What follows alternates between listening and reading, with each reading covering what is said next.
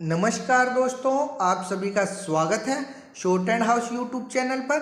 दोस्तों, Hindi short hand से संबंधित डिक्टेशन प्राप्त करने के लिए आप हमारे चैनल को सब्सक्राइब करें तथा हमारे वीडियोज को लाइक एवं शेयर करें।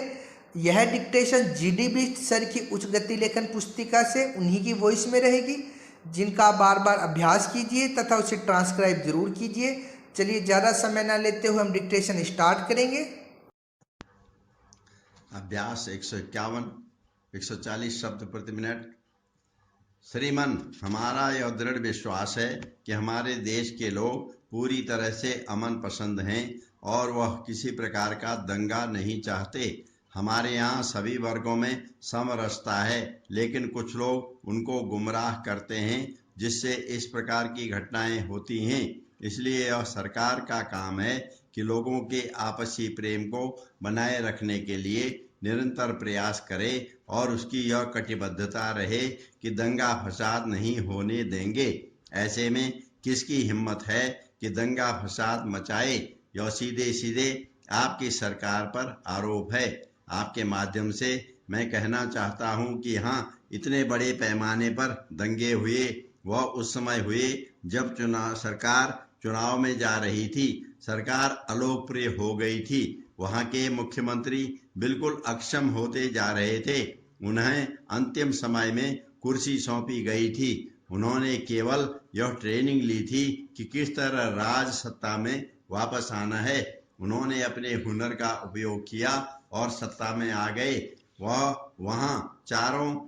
वहां चाहे हजारों लोगों की जानें चली गई, करोड़ों रुपए की संपत्ति चली गई, बच्चों को मार दिया गया, फिर भी आप सत्ता में आ गए और वहां पर कायम हैं। जब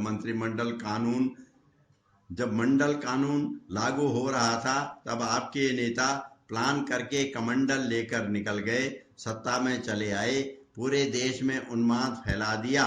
हमारे मित्र ने ठीक कहा कि आपकी रथ यात्रा के बाद जितनी हत्याएं हुई हैं वह अपने आप में रिकॉर्ड है। इसमें कुछ कहने की जरूरत नहीं है कि उसी समय से पूरा देश सांप्रदायिक दंगों की आग में झुलस रहा है। इसमें सबसे बड़ा कंट्रीब्यूशन आपकी पार्टी का है। गुजरात सरकार को लेकर जो आशंकाएं हैं, वे आशंकाएं केवल हम लोगों को नहीं है, उन पर न्यायालय को भी विश्वास नहीं है।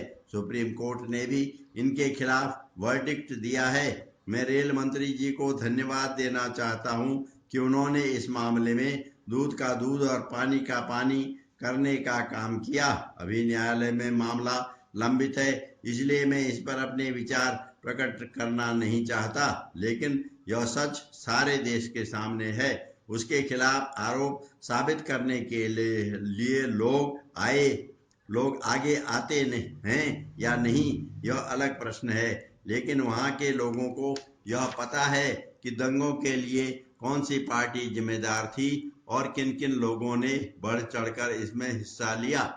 अभी हमारे मित्र कह रहे थे कि जब वहां होम मिनिस्टर गए तो उन पर अटैक हुआ और रेल मंत्री जी के ऊपर भी अटैक हुआ। इस बात को सब लोग जानते हैं।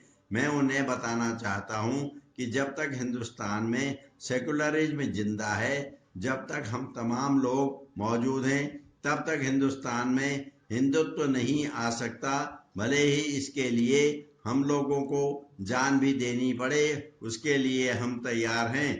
सांप्रदायिक ताकतों को हम कभी भी पनपने नहीं देंगे और उसका विरोध करते रहेंगे।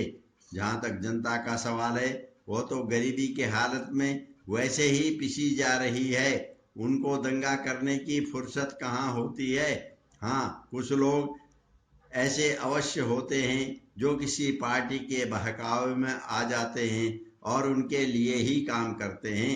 वे यह नहीं सोचते हैं कि इससे उनका क्या नुकसान होगा। उनकी भावनाओं को भड़काकर दूसरे वर्गों के साथ उनका मतभेद कराने की जो चाल है, वह अब देश की जनता अच्छी तरह से समझ चुकी है और इसका फल आपको अगले चुनाव में भोगना पड़ेगा। मुझे आशा है कि मेरे मित्र इस देश में शांति और व्यवस्था रखने में सहयोग देंगे।